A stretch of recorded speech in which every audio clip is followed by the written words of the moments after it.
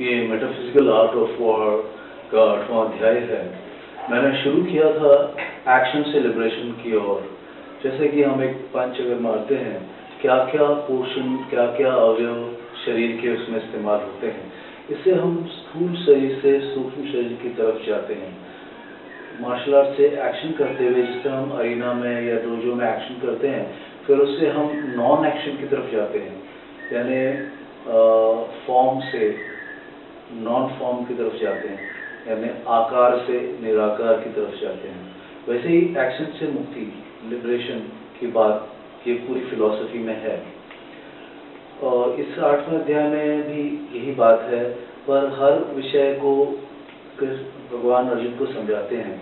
यह अपने आप में एक ऐसा ग्रंथ है जैसा दुनिया में कहीं नहीं है, जो कि लड़ाई के मैदान में एक व्यक्ति को मोह हो गया कि अच्छे लोग और मेरे लोग। यह मोह उस व्यक्ति अर्जुन को ही नहीं, हम सबको है।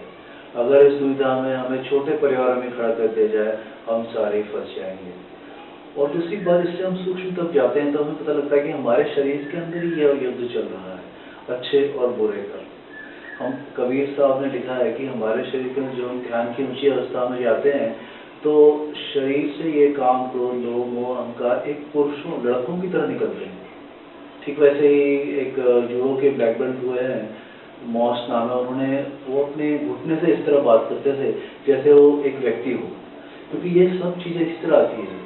जैसे कोई एक हाल ही में मुझे एक व्यक्ति मिले थे, उन्होंने कहा कि बुखार कुर्ता पजामा पहन के आ गया। अब बुखार कैसे कुर्ता पजामा पहन के आएगा? लेकिन वास्तविक तौर में ऐसा ही होता है। ये सब चीजें ही निमित्त रूप हैं, पर इनके दूसरे कारण और कारक रूप भी हैं। जैसा ही दिखता है वैसा ही इसका स्वरूप भी है। अर्जुन कहते हैं, किम तत् ब्रह्म किम अध्यात्मम किम कर्म पुरुषोत्तम अधिभूतम च किम प्रोक्तम अधिदैवम किम उच्यते। हे पुरुषों में उत्तम श्री कृष्ण, वह ब्रह्म क्या है, वह अध्यात्म क्या है, वह कर्म क्या है, वह अधिभूत क्या है, और अधिदेव किसे कहते हैं। अधियज्ञ कथम को अत्र देहे अस्मिन् मधुसूदन प्रयाण काले च कथम गेयो अशी नित्यात्मभिः। अधियज्ञ क्या है? आखिरी समय में ये स्थित प्रज्ञ लोग ये कैसे तुम्हें जानेंगे? अर्जुन श्री कृष्ण से पूछते हैं। फिर भगवान कृष्ण कहते हैं, श्री कृष्ण वाच अक्षरम ब्रह्म परमं स्वभावो अध्यात्मोच्यते भूत भावोद्भवकारो विसर्गः कर्म संहितः। अक्षर ब्रह्म का स्वभाव अध्यात्म है। अक्षर की परिभाषा कुछ इस तरह है कि क्षरादि व्यतिरिक्त अक्षर, जो क्षर से रहित है वह अक्षर है। और इस अक्षर ब्रह्म के स्वभाव को अध्यात्म कहते हैं। इस शरीर के भौतिक से संबंधित जो भी क्रिया है वह कर्म है। जैसे शरीर को हमें रखना है, जैसे हम पारब्रह्म से जब आते हैं तो हमें 25 प्रकृति, मन, बुद्धि, चित्त, अहंकार मिलते हैं, और उसके साथ जब तक ये शरीर नहीं मिलता तब तक कर्म नहीं होता। तो इस शरीर को रखने के लिए जो भी हम क्रिया करते हैं वह साधारण तौर पर कर्म कही जाती है। वैसे कर्म कई प्रकार के होते हैं, कर्म, अकर्म, विकर्म, जो कि पहले अध्याय में एक्सप्लेन किया गया है।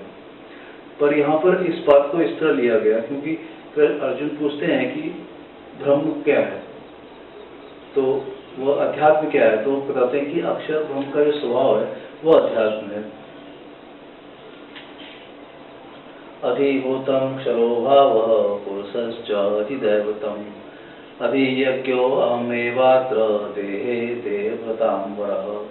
बदलने वाली इस प्रकृति को अधिभूत कहते हैं, जो कॉन्स्टेंटली चेंज हो रही है। मनुष्य अधिदेव है। सारा ही ब्रह्मांड इसमें समाया हुआ है, इस इंसान में। जब ये मेडिटेशन ध्यान के प्लेटफॉर्म में बैठेगा तो उसको टेस्टिफाई करेगा। ये सारे तारे, चंद्रमा सब इसके अंदर है। जो विवेक बुद्धि देता है वो अधियज्ञ है, वह भी इसके अंदर ही है। जो सच और असच, सत्य और असत्य को पहचानने की विवेक बुद्धि देता है वह अधियज्ञ कहलाता है। वह भी इस मनुष्य के अंदर ही है।